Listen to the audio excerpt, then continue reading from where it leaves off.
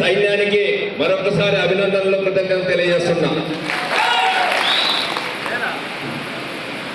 58 నెలలు జగనన్న మనకు అనేక సంక్షేమ కార్యక్రమాలు, అభివృద్ధి కార్యక్రమాలు చేశాడు. 8 సంవత్సరాలు 9 సంవత్సరాలు కష్టపడి అధికారంలోకి వచ్చాడు.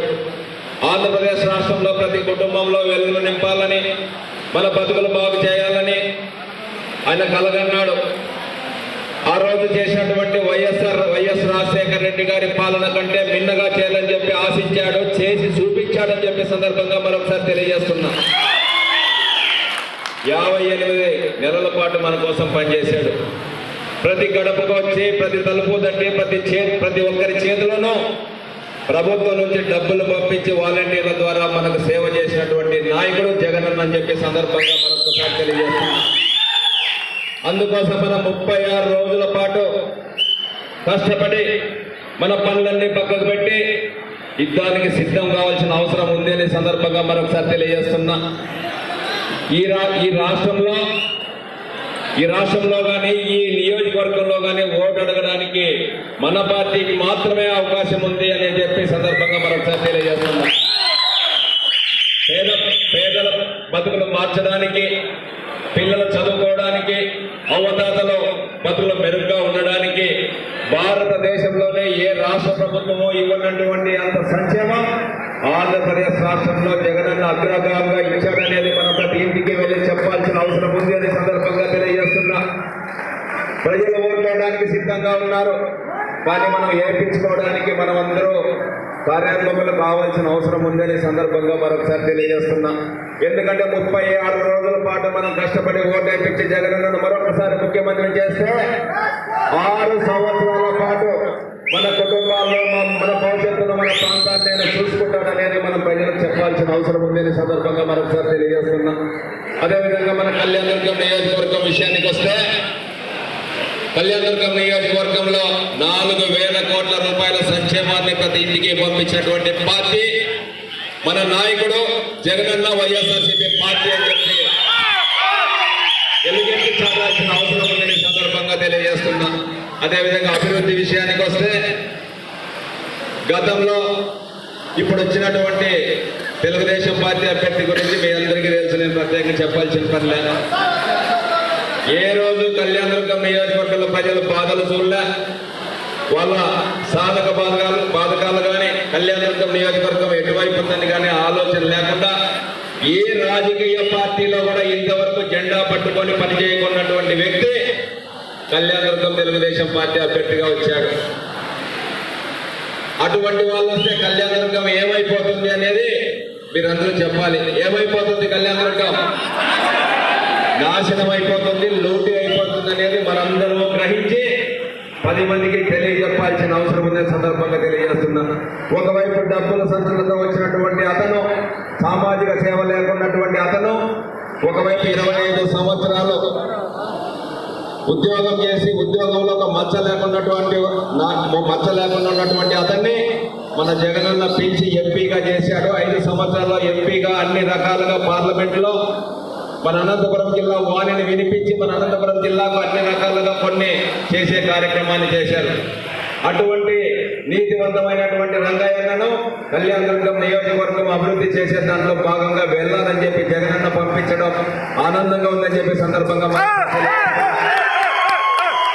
మనందరి ఆలోచనలు మన కళ్యాణదుర్గం నియోజకవర్గ అభివృద్ధిని రంగయ్యను గెలిపించి రంగయ్యన్న ద్వారా జగన్మోహన్ రెడ్డి గారి ఆశీస్సులతో కళ్యాణదుర్గాన్ని అభివృద్ధి చేసుకోవాలంటే 36 రోజుల పాటు మనం సైనికులై పనిచేయాల్సిన అవసరం ఉంది అని చెప్పి సందర్భంగా మరొకసారి తెలియజేస్తున్నా.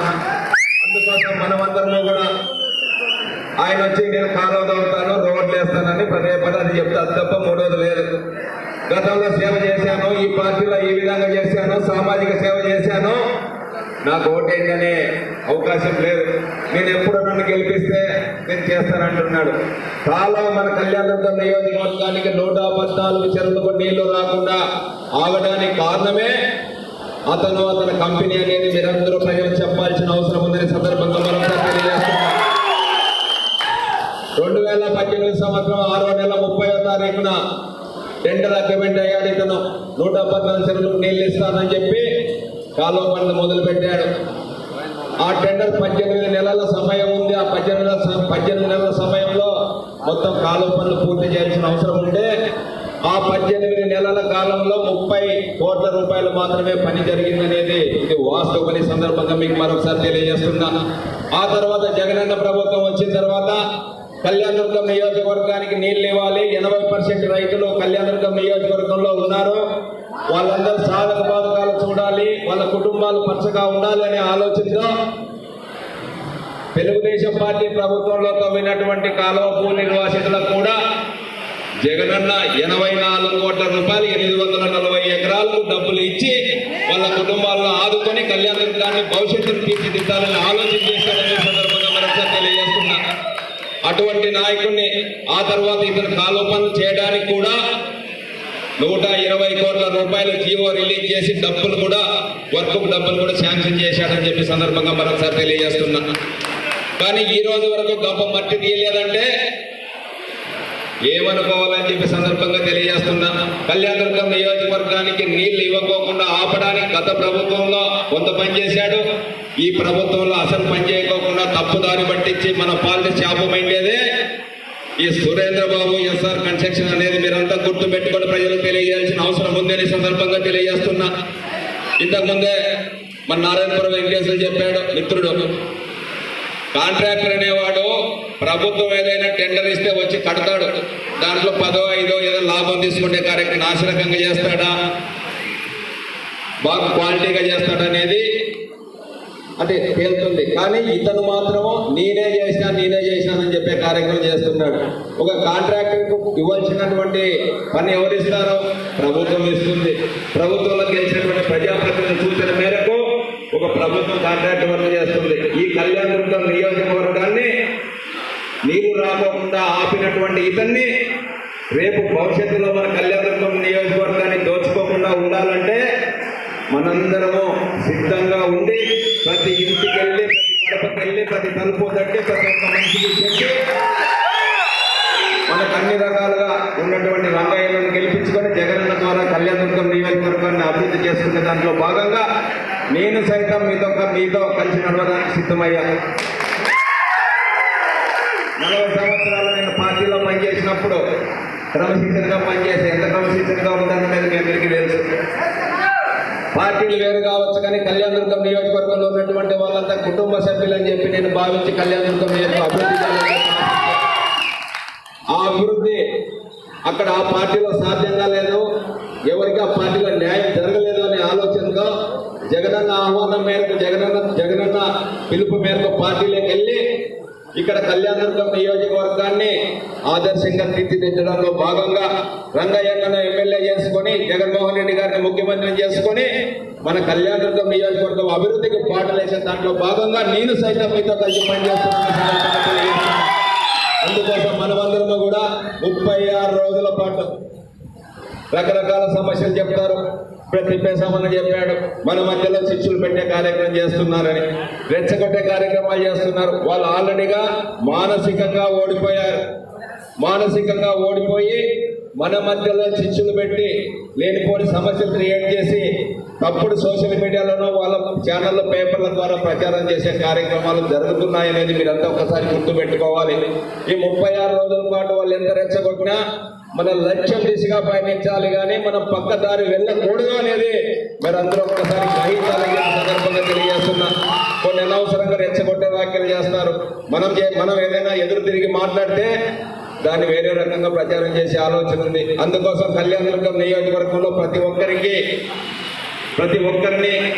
కళ్యాణదుర్గం నియోజకవర్గ అభివృద్ధి కానీ సంక్షేమాన్ని కానీ 2 కళ్ళుగా తీసుకుని జగనన్న ఆశీస్సులతో రంగయ్య గారి ఆధ్వర్యంలో కళ్యాణదుర్గం వైఎస్ఆర్సీపీ పార్టీ తీసుకుంటుంది అనేది ఈ సందర్భంగా ప్రతి ఇంటికి వెళ్ళి చెప్పాల్సిన అవసరం ఉన్న సందర్భంగా తెలియజేస్తున్నాను. అందుకోసం మనమంతా 36 రోజుల పాటు కష్టపడి పనిచేయాలి. ఏ చిన్న ఇబ్బందులున్నా, ఏం అవకాశాలున్నా అందరము ఉన్నాం. ఎవరి దృష్టి తీసుకొని వచ్చినా మేమంతా అందుబాటులో ఉంటాం. రంగయ్య అందుబాటులో ఉంటాడు, సామాన్యుడు. ఎవరు గేట్ దగ్గర కానీ గన్మెన్ కానీ పర్మిషన్ కానీ అక్కర్లే. నాది కూడా అదే పరిస్థితి మీకు తెలుసు. నేనే చెప్పాల్సిన పనిలే. ఎవరు ఉండరు. 24 గంటల్లో ఎప్పుడు తలుపు తగ్గినా తలుపు తెరిచే ఉంటాయి. మేమందరూ కూడా రంగయ్యన్నకు తోడుగా మీతో కలిసి జగనన్నను ముఖ్యమంత్రి చేయడానికి నేను సైతం సిద్ధం. మీరు సిద్ధమా?